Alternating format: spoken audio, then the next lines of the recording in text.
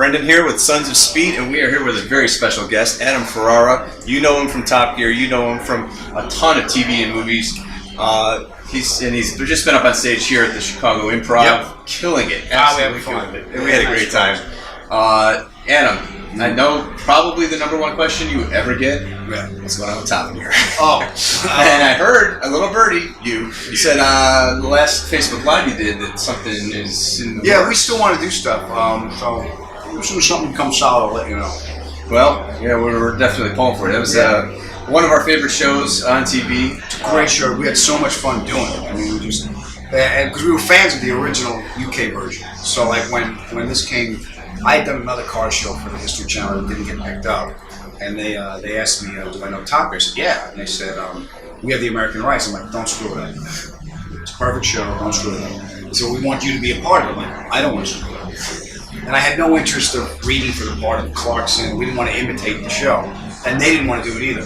So it was done by the same people that do Top Gear. So BBC did it. So when they asked me to meet them, I said, yeah, I'll meet everybody because I was a fan of the show. And when I met the other two guys, we kind of clicked a little bit. I mean, I kind of liked it, but it was the weirdest audition. You didn't go to a studio. You didn't go to a producer's office. My manager goes to go to the church parking lot, look for an Evo and a bunch of English dudes. Like it was a ransom drop. You know, no cops, put the money in the bag.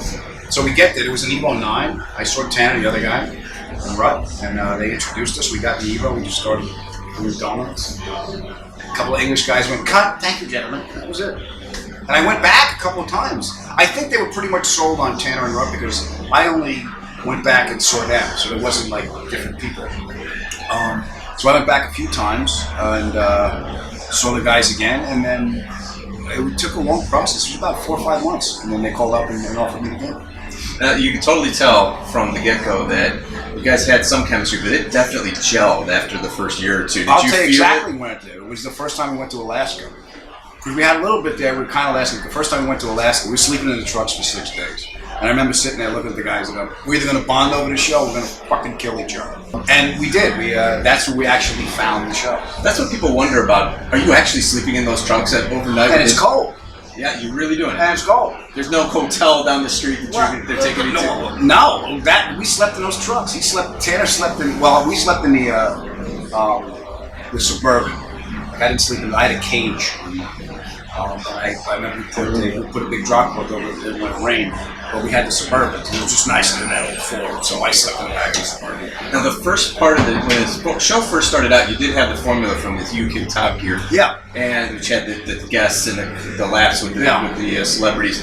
And then after the first or second season, you kind of the producers went away from that. Was that a conscious decision on their part? Did they say, look, we want to differentiate this from the UK? Or no, what had happened was because the UK version is government sponsored. It can be any length you want it to be. An hour and a half, an hour. We got to hit a 44-minute hour, and we couldn't tell the story. You know, like if we went on a journey somewhere, went to Iceland, went to Cuba, went to Germany, we couldn't tell the story in 44 minutes. So we took the studio in, which I kind of miss because I miss interacting with all the fans and stuff. I miss the honest, I miss finding the key box at lunchtime and just ripping some cars out. But they took it out for time constraints, and our show did better. Our journey episodes were our biggest one, and the three of us would just go out somewhere and we just need the time to tell the story. There was the one where you guys took the vans up into the mountains. In Colorado, I think. Yeah, when Tanner took the rear-wheel drive, was it an Astro, I think? No, Rudd had an Astro van. Tanner, Rudd had an orange Astro van. I had a Town and Country. Yeah, but Tanner had the rear-wheel drive one, and I think it was maybe you that almost pushed him off the edge of the mountain. I've done that twice a week. I almost flipped over in the Rubicon episode. Yes. And Tanner yells at me. Here's the thing. Even after 6 years, like I remember once he was chasing me. I was in the ZR1 and he was in a 458. We were going up this Harvey Road, this mountain road, and I came in too fast because I always do. I came in too fast in the turn, and the ABS was kicking back on us. And I hung a tire out. We get back to base camp, and he's yelling. He goes, "You took that turn too fast. Didn't you feel the ABS?" I go, "Yeah, I need that shit. That's what it's race car boy. That's me. That's why they put this stuff in me." Yeah. What, did you just meet me? He's like, he really yelled at me when we did the Continental Divide. No, we did. We went across the country. I was in a Viper.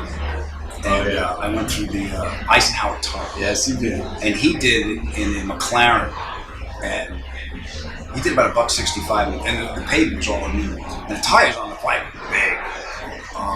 So he said, "Look, take it easy because most tires catch." Okay. And he's labeled me as not having a risk management system.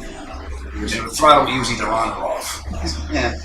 So I came through the tunnel, and the cameras are on, and I just dumped the clutch and went on, and I was reading the thing, the adrenaline's pumping. I shot out of the tunnel, turned around and came back. And the cameras weren't on yet, and we were standing, and we like to do everything live on camera. And he kind of asked me, how fast he goes?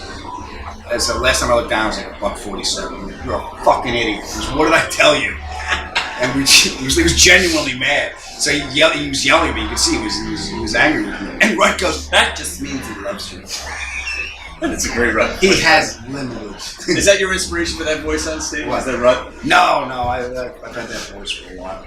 Now, there's one episode I got to ask you about, and I asked you about this on Twitter. I don't know if you remember this, but years and years ago, you got into a pickup truck out in the desert somewhere. Yeah. The three of you sped off for pavement, and the next time we saw you, you were in a different color pickup truck and you had your arm in a slave. TV magic. Yeah. I will tell you that this is what I'll tell you about that. I would need to know because I've been dying. Gravity's not just a good idea. It's the law. We're all banged up on shit. I mean, that episode, I got a 3rd-degree AC separation. Rutt really screwed up his back season 1 when we were racing Superlights. Yes. And he endoed 3 times. And Tanner wrenched his neck coming down a ski slope. I think he was in a GTR. So, lunchtime, it was a handful of Advil and a sandwich. And Rutt had I remember we went to Death Valley after that. And we actually got a Winnebago. We had a trailer for that because Rutt's back was all screwed up. So we had to put him in the bedroom. And we had to open up the bed for him so he could sleep in there. But it was right next to the only toilet. So you got to take the good with the bad. Yeah. I slept above the driver's seat with overhead. And Tanner had to take the kitchen table. It wasn't big enough to lay down, so he slept like a shrimp for 3 days. It didn't feel like you guys were just like Boy Scouts on a fun trip. Yeah, it's feel like work?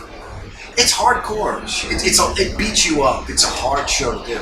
It's the travel. You're in some remote place. We had to sleep in fishing shacks and ice, and you had to deal with, you got to deal with the sun not going down. 18 hours of sunlight, and that psychotic episode kicks in, and so it's a hard show to do. A lot of travel. A lot of times we're wrapping the show and then rushing to get a flight. I mean, it's great. We have police escorts. We have that a couple of times, and usually what happens is. This actually happened when we left. We were at the top of Pikes Peak, and Rutt had to get on a plane. Rutt's a nervous flyer. He's got to be there 2 hours before the flight. He's there before the pilots. Tanner just walking in as the engines are going. So we're coming off of Pikes Peak, and I got altitude sickness.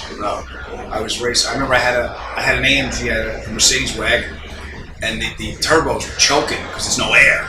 So you step on the gas, and the turbo lag is just like, really? There's no air. You can't breathe. It makes you think we can. So we get all the way to the top. The cars are ticking cold. I start getting altitude sickness. We got to get down the mountain. And Rutt's got to make a flight, and he's all nervous.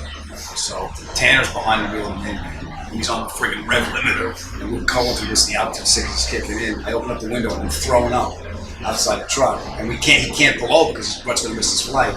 So I can only throw up when he made a right, because if I threw up and made a left, it would come back in the minivan. So he would call out, right! And I would throw up on the right. Whenever he made a right turn.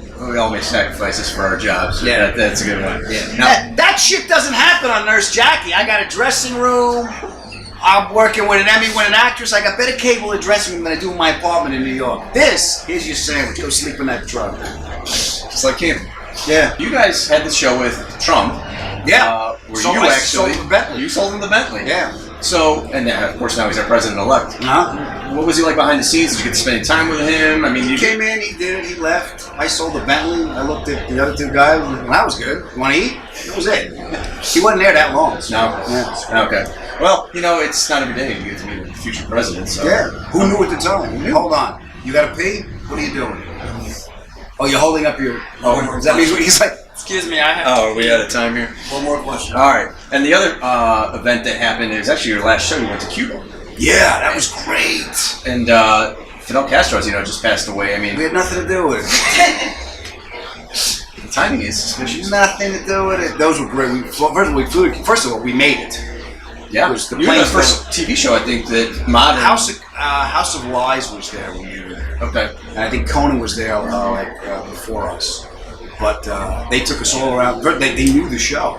Because you go to a guy's house, you give them 3 coops, which is their money, and you give them a thumb drive, and you can download the shows. So they download our shows. So they knew the show. So we got there, and I had a 55 Ford Fairlane that they take all the motors and ripped out of them. They're all Power Stroke diesels. Right. Because they can get the fuel, and they can Frankenstein the parts. So, I'm driving a delivery truck. But they were beautiful, and the people were so resourceful. There's no parts. You break a fan belt, use your shoelace. There's no. Yeah, they were reconditioning the spark plugs. Spark plugs. I have on my desk. The guy made the gaskets out of he had an air conditioning compressor. That was his lathe. He would cut it with a knife, and put his hand on a piece of glass, and just cut the rubber. And he would whack out of an old tire. They had to repurpose everything, and he made me one, and I have it sitting on my desk. Nice. And the people were just great. Yeah, it was giant cigars, and we knew it was like one of the last episodes we were going to do. So we had a bottle of rum after dinner one night. Because we eat together. We have breakfast together, lunch together, dinner together. We go to sleep. We're always together. And they gave us a bottle of rum and these great cigars. And we went out to the water comes over the embankment. It's a big brick wall. And we're sitting there with our hands on the wall. The last guy to take his hands off the wall loses. And we bet some money. And I took a wave right in the face. Bang! $50 cigar shot to shit, but I won. Which was the winnings, right? It was like $15, like $5. Yeah, you lost but a I $50 still cigar won. for the 50. Yeah. All right. Yeah. Well, Adam, we've got a special gift for you because you've been such a great sport. What do we got? It's maybe over there. Is it a cigar? I lost my big one in Cuba. If I would have known. They gave me a Cohiba. I didn't It's smoke someone- cigars. They gave me a Cohiba. Oh, Cohiba 56. Something. No, that's a special Oh, one. All right. thank you. This is an official Sons of Speed shirt. You were kind enough to answer the question, what's your shirt size, on your Facebook Live, so Oh, we were look able at to get that for you. And this is our design. Thank you. We are very appreciative. Thank if you you so wear much. that on one of the Facebook Live things, that would be. I will if my wife lets me wear it. Your wife is a trooper. I got to tell you. Is she great? Oh, she's the best part of my life. Fantastic. She can drive. She drives barefoot now. She takes her shoe off. Well, you got to do that to get. If you put her in a Diablo or something, you have to drive barefoot. Yeah, but she drives barefoot. Thanks very much. Good to see you, brother. Oh, it was a great pleasure. Thank you so Both much. hands on the wheel, all right? Absolutely. Take care. This has been Brendan Appel, Sons of Speed, and Adam Ferrara. We'll see you next time. You can pee now.